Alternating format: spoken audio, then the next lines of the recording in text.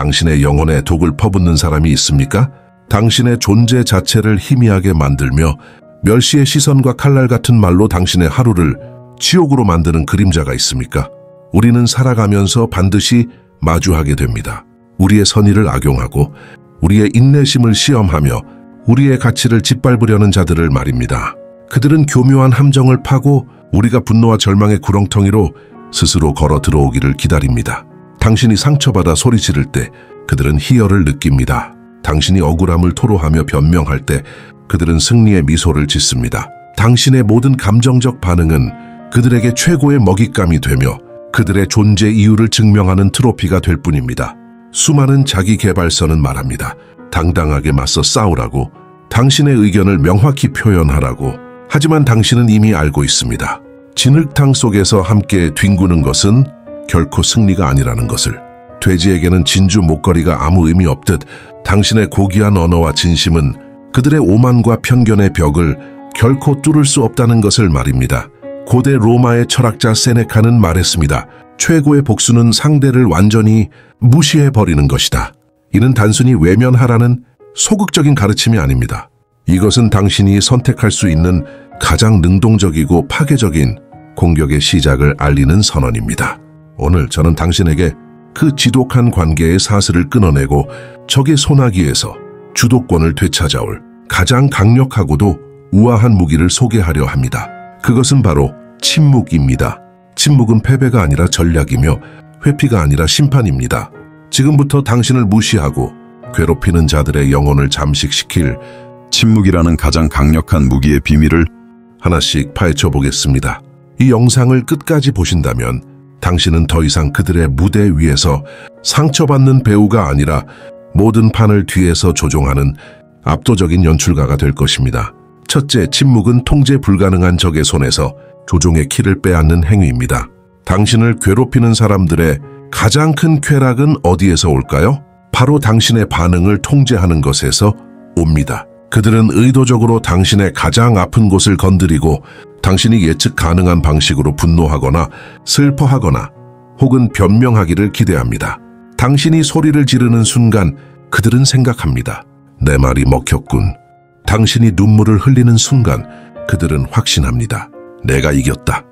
당신의 감정은 그들의 손에 들린 꼭두각시 인형의 줄과 같습니다. 그들이 줄을 당기는 대로 당신은 춤을 추고 그들은 그 모습을 보며 자신의 영향력을 확인하고 비뚤어진 만족감을 얻습니다. 하지만 당신이 침묵을 선택하는 순간 모든 것이 바뀝니다.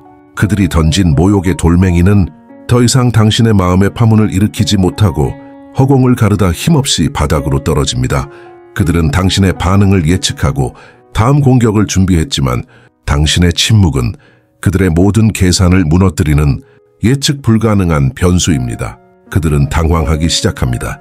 왜 화를 내지 않지? 왜 상처받지 않는 거지? 내 공격이 통하지 않는 건가? 이 의문은 곧 불안감으로 그리고 종국에는 무력감으로 변해 그들 자신을 갉아먹기 시작합니다.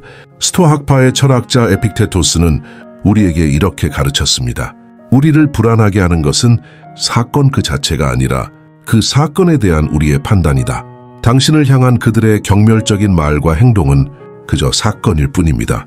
거기에 모욕이라는 의미를 부여하고 상처받을지 혹은 소음으로 치부하고 무시할지는 전적으로 당신의 선택에 달려 있습니다. 침묵은 바로 그 선택권을 온전히 당신의 손으로 가져오는 장엄한 선언입니다. 당신은 더 이상 그들의 자극에 반사적으로 반응하는 동물이 아니라 모든 상황을 관조하며 자신의 평정을 지키는 이성적 존재임을 증명하는 것입니다. 당신의 침묵은 그들에게 이렇게 말하는 것과 같습니다. 너는 나를 통제할 수 없다. 나의 감정, 나의 평온, 나의 존엄성은 오직 나만이 다스릴 수 있는 신성한 영역이다. 그 순간 당신과 그들 사이의 권력 관계는 완벽하게 역전됩니다. 둘째, 침묵은 추악한 본성을 스스로 드러내게 만드는 거울입니다. 텅 빈 무대 위에서 홀로 광대짓을 하는 배우를 상상해 보십시오. 관객의 환호도 야유도 없이 오직 정막만이 흐른다면 그의 몸짓은 점점 더 과장되고 우스꽝스러워질 뿐입니다. 당신의 침묵은 바로 그 텅 빈 무대를 만드는 것과 같습니다. 당신을 공격하는 사람들은 당신의 반응이라는 상대역이 있어야만 자신의 역할을 수행할 수 있습니다.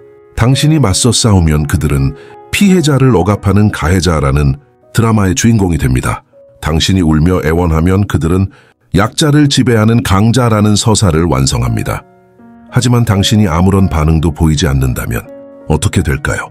그들은 자신의 공격이 아무런 효과를 내지 못한다는 사실에 초조해져 더욱더 자극적이고 악랄한 방법을 동원하기 시작할 것입니다.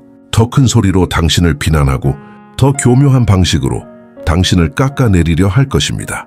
하지만 상대역이 없는 그들의 독백은 주변 사람들에게 어떻게 비칠까요?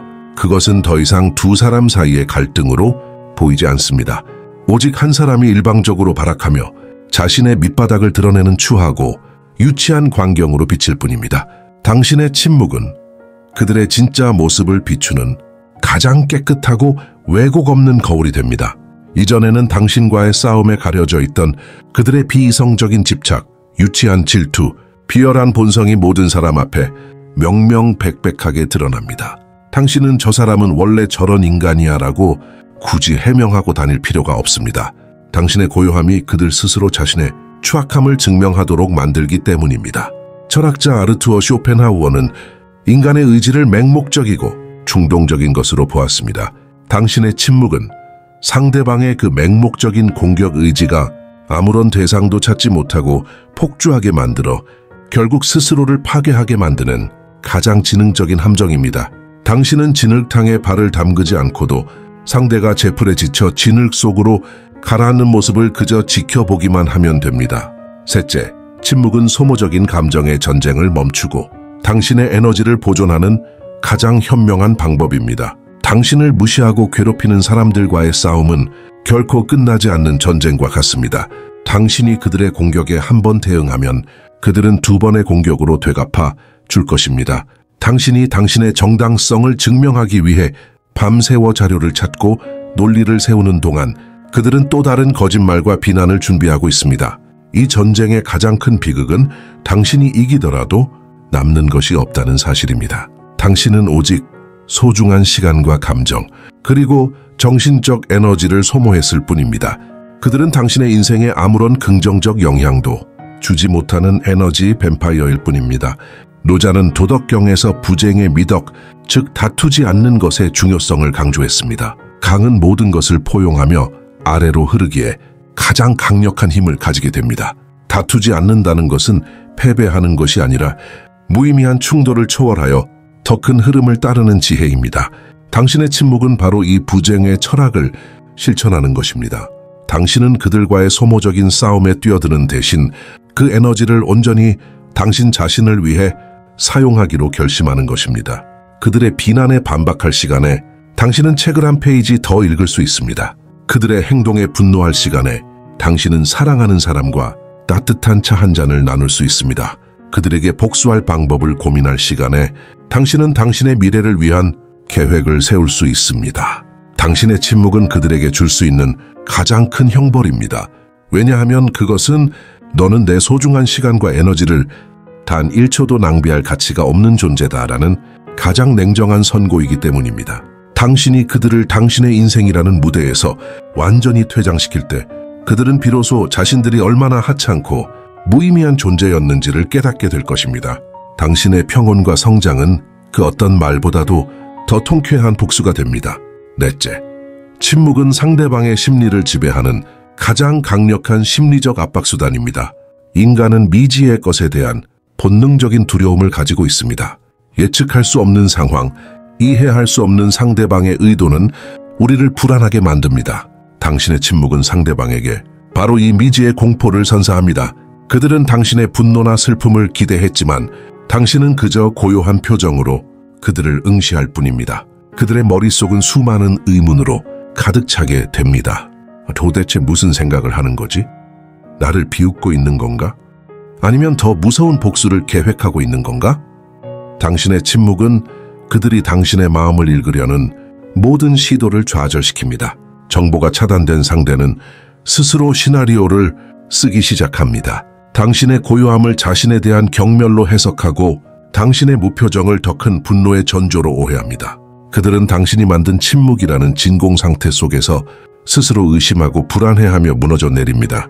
당신은 아무것도 하지 않았지만 그들은 당신의 침묵 때문에 밤잠을 설치고 당신의 다음 행동을 상상하며 괴로워하게 됩니다. 손자병법에서는 싸우지 않고 이기는 것이 최상의 전략이라고 말합니다.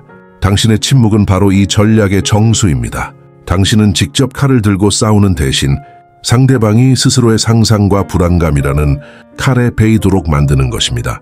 당신의 침묵이 길어질수록 그들이 느끼는 심리적 압박감은 극대화됩니다. 그들은 당신의 의도를 파악하기 위해 당신의 주변을 맴돌거나 심지어는 어설픈 화해의 손길을 내밀 수도 있습니다. 이 모든 과정에서 주도권은 온전히 당신에게 있습니다.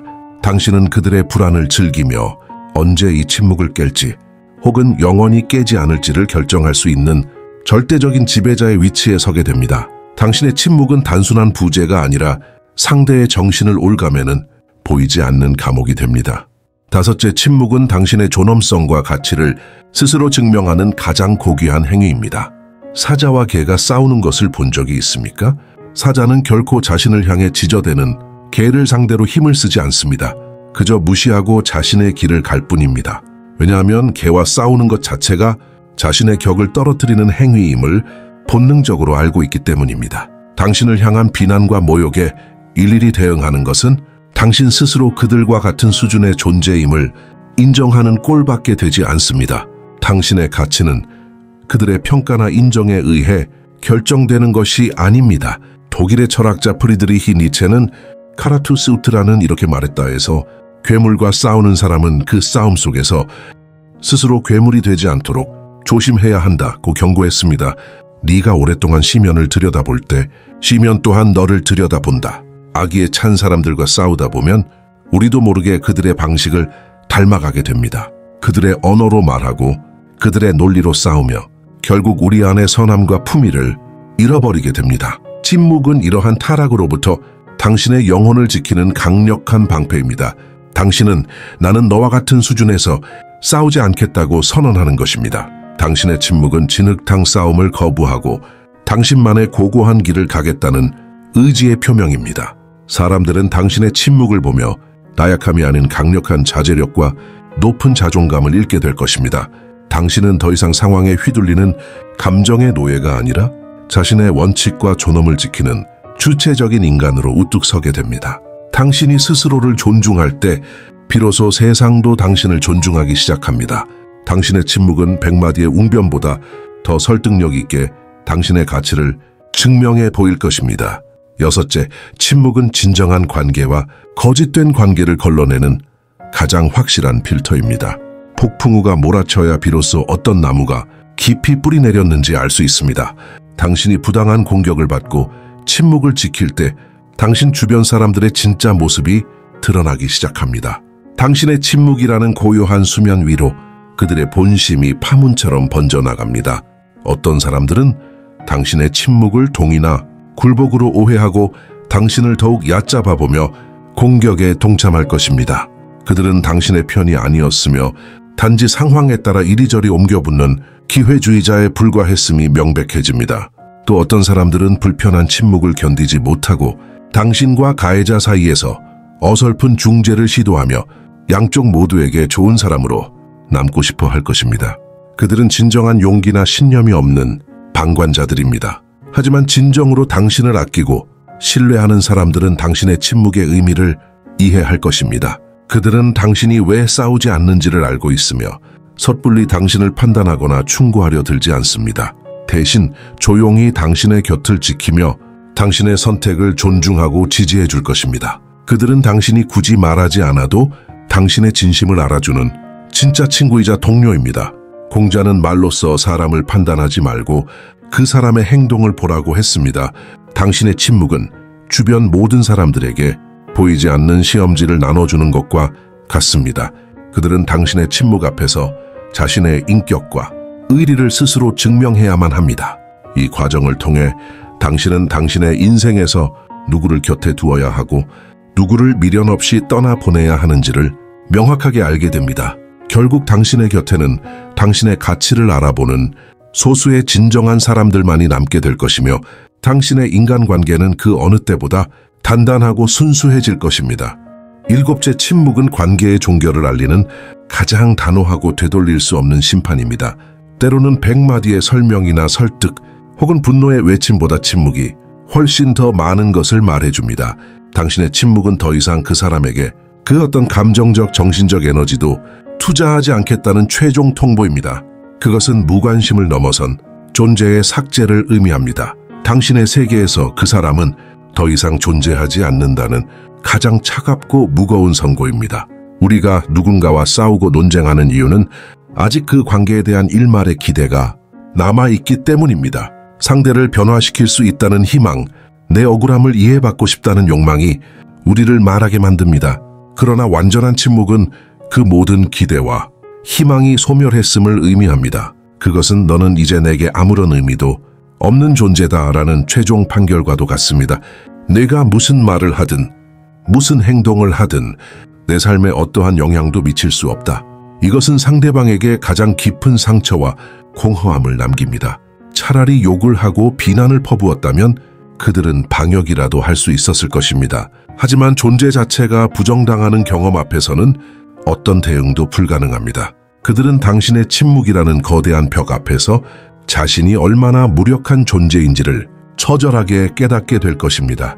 당신의 기억 속에서, 당신의 감정 속에서, 당신의 인생 속에서 완전히 지워져 버리는 것, 그것이야말로 한 인간이 겪을 수 있는 가장 큰 형벌일지 모릅니다. 그러므로 당신의 침묵은 결코 수동적인 회피가 아닙니다. 그것은 당신의 정신적 영토를 침범한 존재를 영원히 추방하는 가장 능동적이고 단호한 결단입니다. 이 심판을 내리는 순간 당신은 비로소 그 지긋지긋한 악연의 고리를 끊고 완전한 자유를 얻게 될 것입니다. 이제 당신은 알게 되었습니다. 침묵은 나약함의 증거가 아니라 내면의 힘과 지혜가 응축된 가장 강력한 무기라는 사실을 말입니다. 그것은 상대방의 손에서 조종의 키를 빼앗고 그들의 추악함을 만천에 드러내며 당신의 소중한 에너지를 지켜줍니다. 또한 상대의 심리를 지배하고 당신의 존엄성을 드높이며 진정한 관계를 식별하게 하고 마침내 무가치한 관계에 대한 최종 심판을 내리게 합니다. 다시는 당신의 가치를 모르는 자들을 위해 당신의 고귀한 언어를 낭비하지 마십시오. 당신의 감정을 그들의 놀잇감으로 내어주지 마십시오. 당신의 평화를 깨뜨릴 권리를 그 누구에게도 허락하지 마십시오. 대신 고요히 침묵하십시오. 그리고 그 침묵 속에서 당신의 내면을 더욱 단단하게 만드십시오. 당신의 성장을 지켜보는 것만큼 그들을 초라하게 만드는 것은 없습니다. 당신의 행복만큼 그들을 무력하게 만드는 것도 없습니다. 당신의 침묵은 텅 빈 공백이 아닙니다. 그것은 당신의 주권을 선포하는 가장 장엄한 외침이며 당신의 새로운 시작을 알리는 가장 성스러운 팡파르입니다. 당신의 고요함이 세상을 울리게 하십시오.